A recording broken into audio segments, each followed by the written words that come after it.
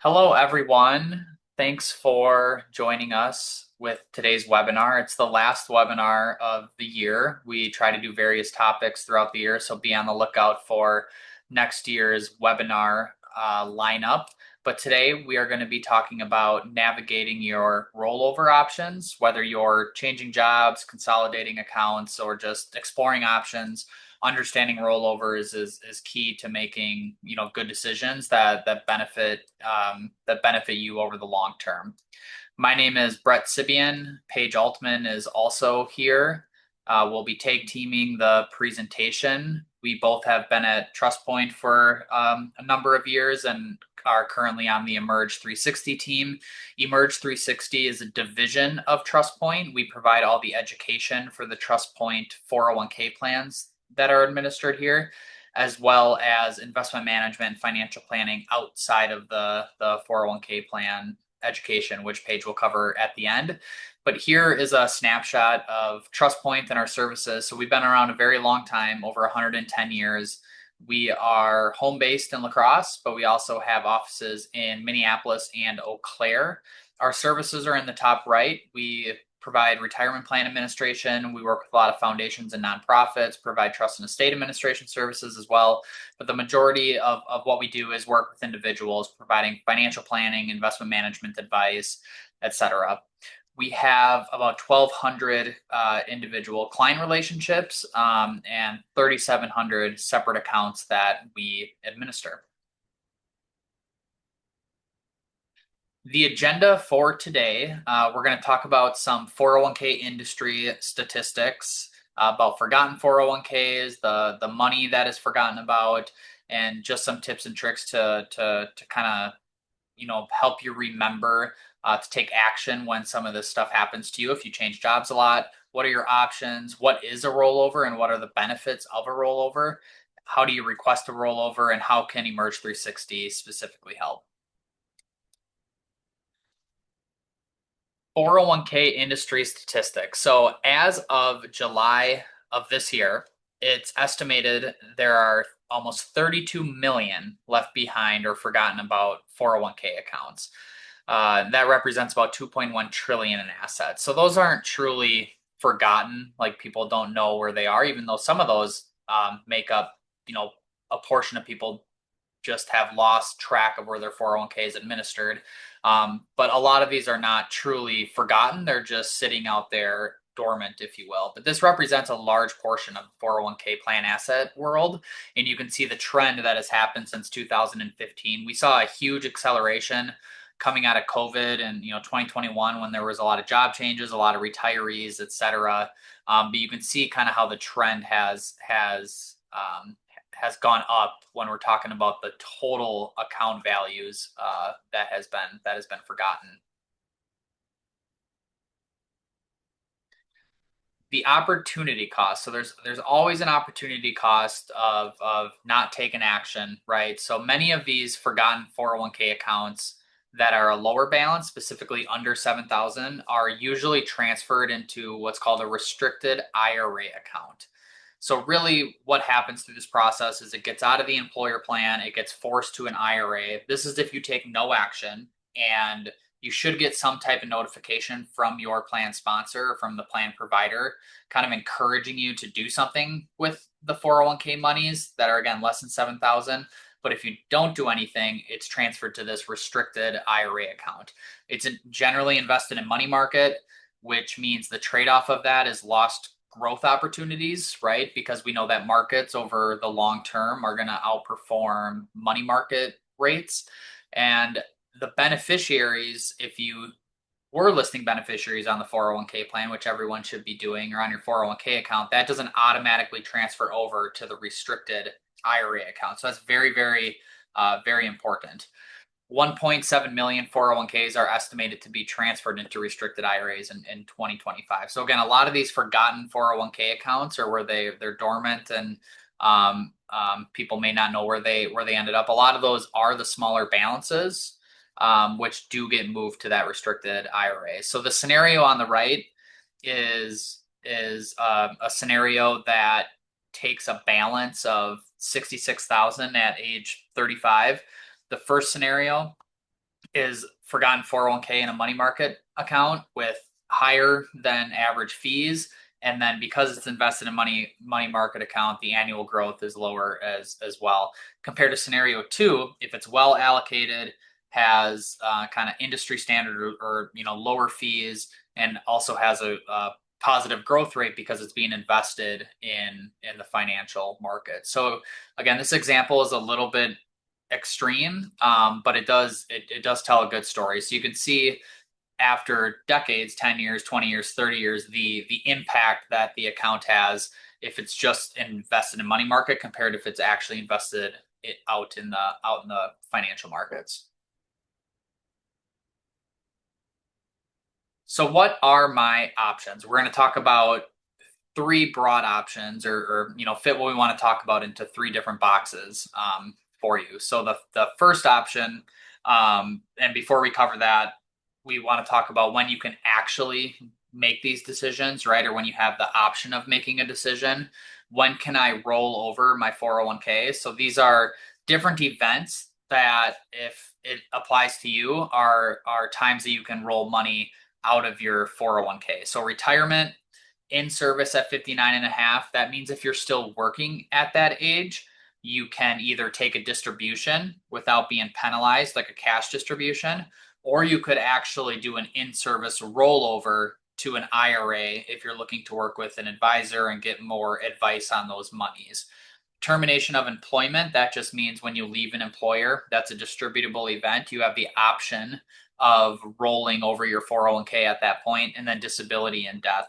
And then when can I roll over my IRA? Basically anytime, right? It's not tied to an employer plan. Doesn't matter if you're working there, not working there. If there's, individual IRA stands for individual retirement accounts. So the flexibility around the timing of moving them is greater. What are my 401k options? So these are the three general options. You can cash out, meaning you take a cash distribution, a withdrawal. This is almost never recommended, and we'll talk about why on the next slide. Leave in your old 401k. This is sometimes recommended, and then rolling over, whether it's to your new 401k or to an IRA. And this is usually recommended as choice number one out of these three options. But the first option, cash out, which we almost never recommend, there's essentially one advantage into doing this, and this is the immediate access to cash. So life happens, things come up, maybe you need access to cash immediately. This would be one option. Again, this is when you've left employment or turned 59 and a half, but you are able to take a withdrawal or a cash out of your 401k. The disadvantage of this are penalties and fees. So penalties, if you're under the age of 59 and a half, and fees, a lot of that has to do with tax implications, which we'll cover at the end. But the second bullet point there, I think, is important. You're also forfeiting future tax deferred growth, right? Because you're taking the money out of the market. You are giving up the future of the growth that would happen if it would have stayed invested. These funds might not be available for retirement, right? The point of 401ks, generally speaking, are that you're saving for the future. So when you do retire, you have a pot of money that you can live off of. And then distributions included in the current tax year, that you take the distribution, it's going to be included in your income more than likely. So let's say you're making $50,000 and you have $50,000 in your 401k, and you take a cash distribution. That's basically like making $50,000 extra in income. So it could, it could advance you into another tax bracket. If you're under age 59 and a half, you're going to pay that 10% penalty. And again, the opportunity, missed opportunity for future growth. So that's option number one. Again, almost never recommend. Option number two, leave your money in a former employer's plan. So there are some advantages to this, especially if you were at that plan for a long time. So you've become familiar with the investment choices, you've become familiar with the 401k provider, and at the end of the day, the money's still growing tax-free, right? In the capacity that you want it to, unless if it's under 7,000, again, where it gets transferred to that restricted IRA. But some of the disadvantages are minimum balance may be required. Again, the rollover into a restricted IRA might be applicable. You may have limited withdrawal options. You cannot continue to make contributions because you are no longer employed through that employer where they offered the 401k. They may not allow Roth conversions if that's something that you're motivated to do. And you may just lose track who the 401k provider is. Again, if you were at a company for a long time and they always use the same provider, this might not be applied to, but we have came across situations where companies have changed 401k providers a ton. And, if that happens, there's a good chance that along the way, you might lose track of who is actually administering the account. So what is a rollover and what are the benefits?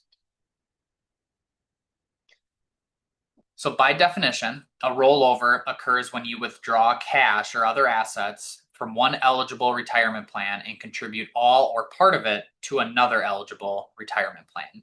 So the following plans listed there are eligible retirement plans for rollovers. So we have, the employer sponsored plans, which make up the first chunk, and then the last one, which are individual retirement accounts or IRAs.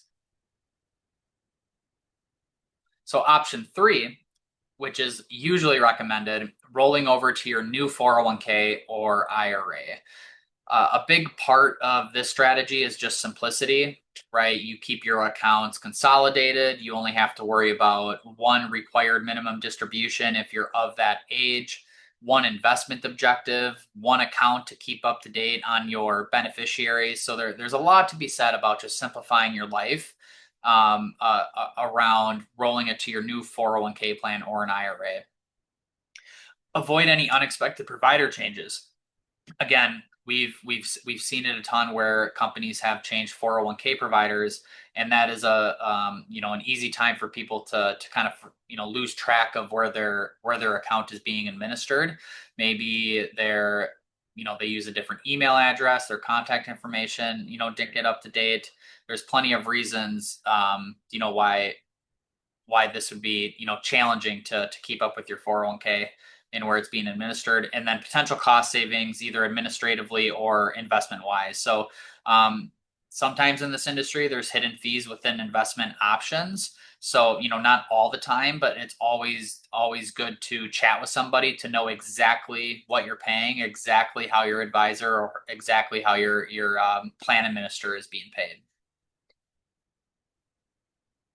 Benefits of rolling over to an IRA. So the biggest benefit of this option is working with someone where you can get advice. So you're working with a financial advisor.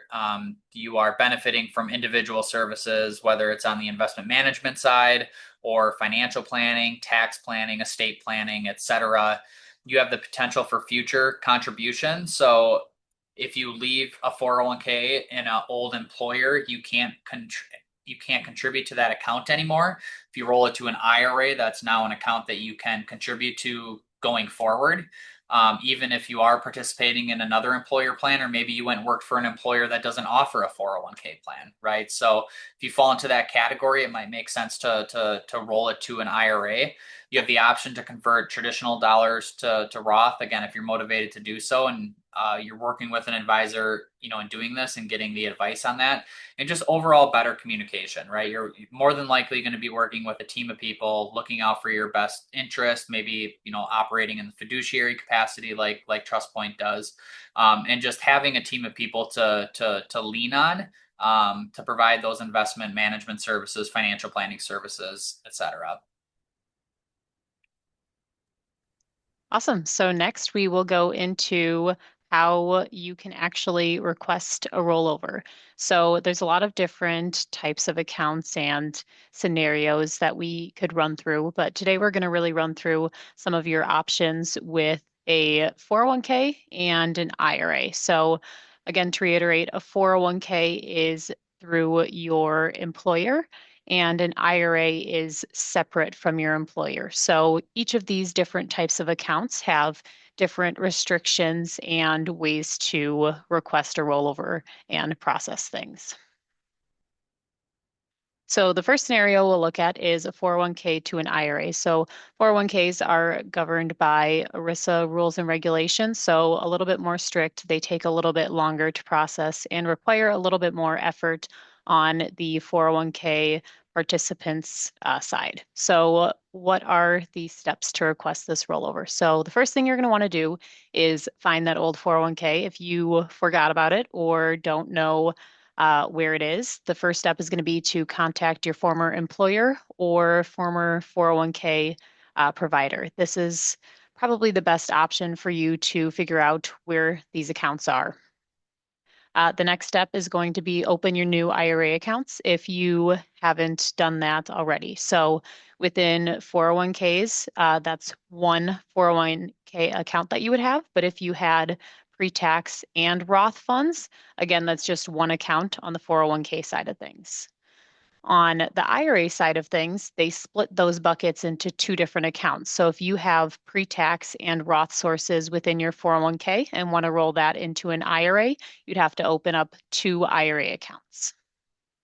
The next step is going to be to figure out how you should make the check payable to. So you'll need this when you actually request the rollover. So you'll want to check with your uh, IRA administrator or who you're working with on the IRA side of things to figure out how that check should be made payable.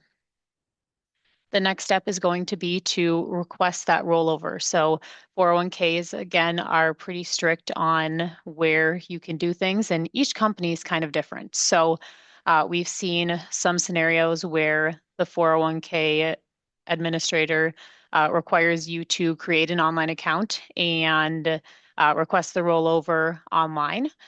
We have also seen 401k administrators that require you to complete paperwork to request the rollover. So each type of 401k company has their own way of doing things, and it's important to reach out to them and figure out their process to request that rollover. So then the checks will be processed, printed, and mailed. Checks is the most common way to process 401k rollovers. Again, they've got a lot more restrictions with them. So that's typically the way we see that those are processed. We have seen on occasion wires and other transfers, but again, that's pretty few and far between. And then another thing to note, if those checks are mailed to your address, it's typically best practice to have those checks deposited within 60 days just to avoid any unnecessary penalties or any taxes that could be associated with it.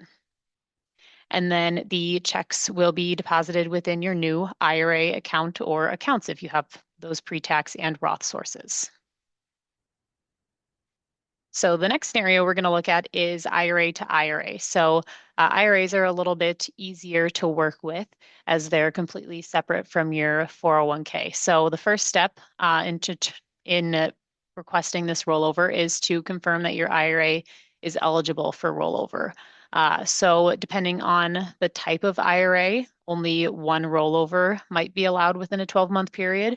And there's different restrictions based on the types of IRAs. So good to look into that or work with a financial professional to make sure that your IRA is eligible for a rollover. The next step, again, is going to be to open up those IRA accounts with the new IRA provider administrator if you haven't done so already. Again, if you have a pre-tax and a Roth IRA, you'll want to open up a pre-tax and a Roth IRA with a new IRA administrator. The next step is going to be to complete transfer paperwork, and you'll do that with your new IRA administrator.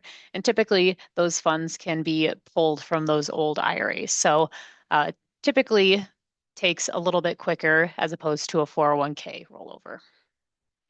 And then the assets will be transferred from your former IRA account to your new IRA account. So we've seen this in the form of an in-kind transfer, wire, ACH, check, you name it. But then again, just important to note that if the checks are mailed to your address, again, best practice is to get those checks deposited within 60 days. So then IRA to 401k, what are those steps? So again, we're going to confirm that the IRA is eligible for a rollover. Some of those that restriction within the 12 months might apply to this as well. But Roth IRAs also cannot be rolled back into a 401k. So that's another weird one-off rule that the government has. So if you have any Roth IRAs, again, those can't be rolled back into the 401k. Those would either have to stay in that Roth IRA or be rolled into a different Roth IRA. And then you'll also want to confirm that your new 401k or your current employer will accept that rollover. So based on when you're eligible to enter into the plan and open a 401k within the plan, there might be some restrictions there. So again, confirming that as well. You'll also want to determine how the check should be made payable to. So check with your current employer or 401k provider on that. And then you'll actually request that rollover. So you can typically do that through your online portal or by calling that IRA administrator. And then the IRA assets will be transferred from your current 401k provider into, or your current IRA account into your 401k account. Again, if the check is mailed to your address, you'll have 60 days to then deposit that check as best practice. So these are some common mistakes that we see people make with rollovers. So be sure to stay ahead of the game, work with financial professional, do your research so that you don't make some of these mistakes. So some of the common mistakes are thinking that your 401k or IRA administrator can process all of this without your assistance. Again, on the 401k side of things, participants have to direct or request those rollovers, and it's a lot more participant directed. IRAs, again, you'll still need some sort of input or signature from the client.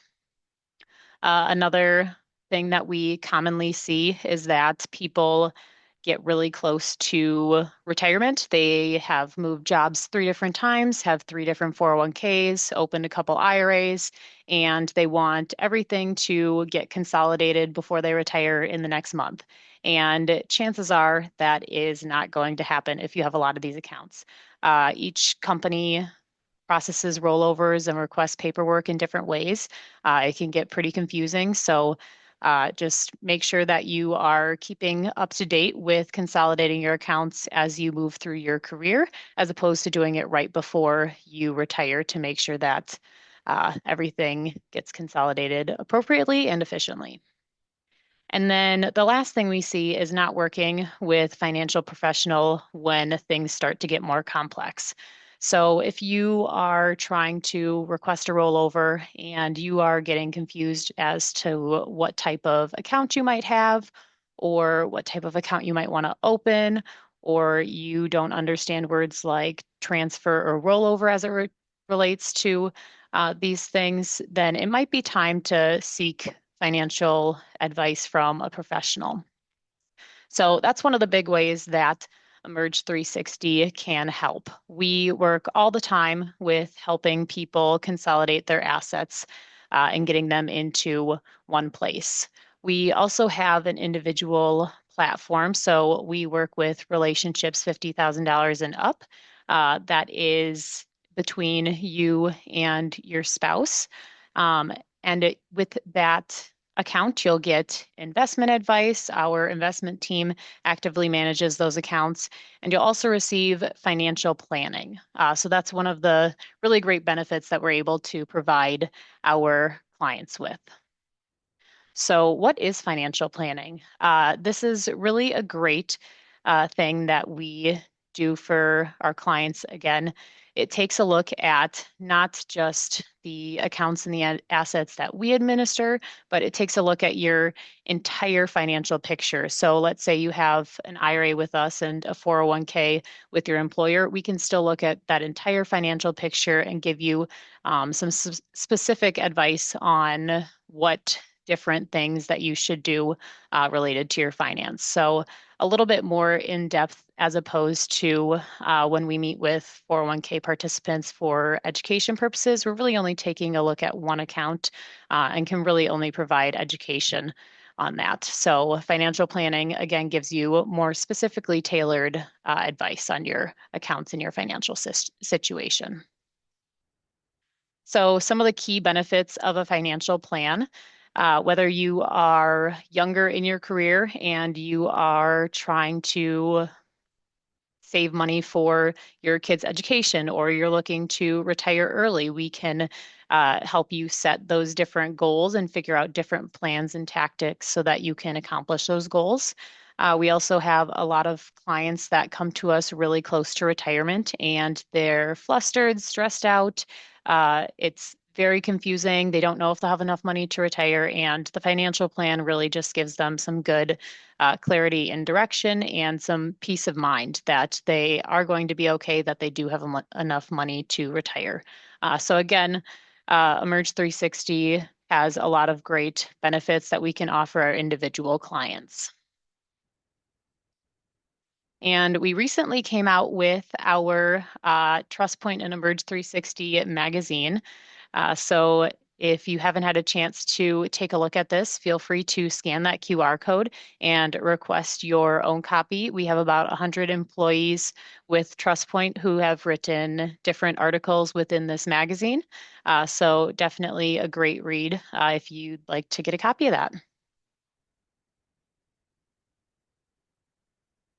But that is all that we have. So thank you for joining our webinar. Again, hopefully this gets you thinking about what you might want to do with some of these outside 401ks or former employer 401ks, or just gets you thinking about where you should go with your 401ks. So if you have specific questions about any accounts that you would like to roll over or consolidate, or if you're interested in Emerge 360 and more of that financial planning side of things, either way, feel free to schedule that meeting with us, and we are happy to sit down with you and chat through things further.